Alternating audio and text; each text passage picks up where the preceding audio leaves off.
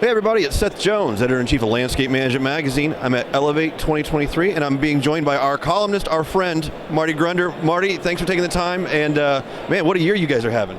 We're having a great year. It's a lot of fun. Both our companies, the Grow Group and Grunder Landscaping Company, they're growing and that's fun. So talk to me, you had a great talk this morning, packed room. It's always good to see people kind of taking notes. I know what that feeling's like, and it's good to see it in person.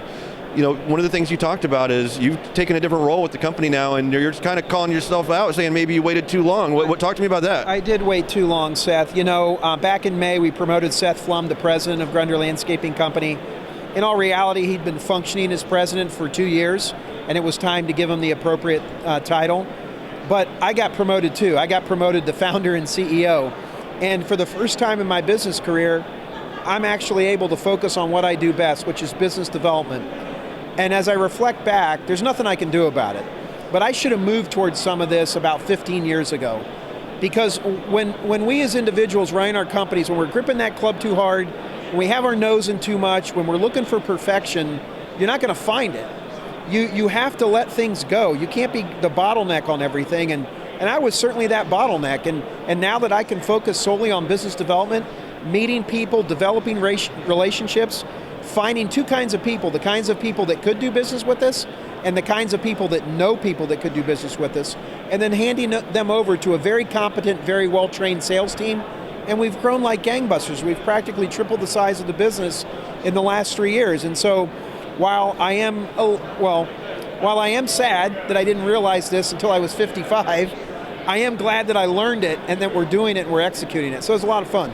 So this is a personal question, but you talk about gripping the club too tight, but when you grip the club so tight, it's because the pressure is high. You have a lot of people who work for the company, a lot of people to support. What was the moment for you where you finally just said, okay, I think was it because Seth was doing such a great job, or was it something else? I've had other people working with me, but Seth is a real unique talent. And he's the first person I ever had with me that I think our visions aligned most appropriately. Like I've heard people say, well, you did a really good job training Seth to that point. I didn't train him, this was in him. The reason that we're growing is our visions are aligned.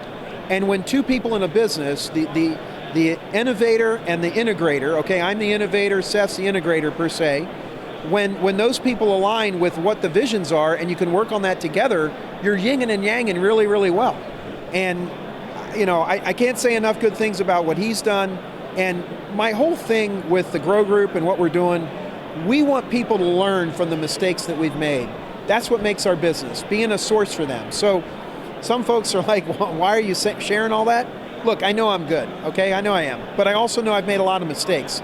And if I can help the 28-year-old contractor that's in the place I was 20-some years ago, that's great.